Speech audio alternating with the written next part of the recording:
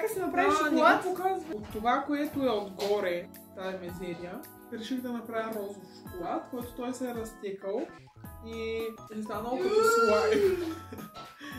Точно е като слайм, защото вложихме много мляко в шоколада. И сега ще го изкарам и ще го опитам само заради вас.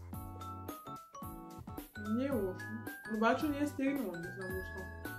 Така като го обърнете, не пада. Иначе много се разтичат. Глупости, хвърля го ти нещо. Не този шоколад. Шоколада никога не се хвърля. Айде, давай! Да мога да объркам с това. Трябва пусна бял шоколад и прясно. Чете в коментарите дали искате да видите предизвикателство. Ще се спомниш. Виждаш, не е гадно. Пише ми обяда. Да не чува. Баба муци ли? Което да е баба.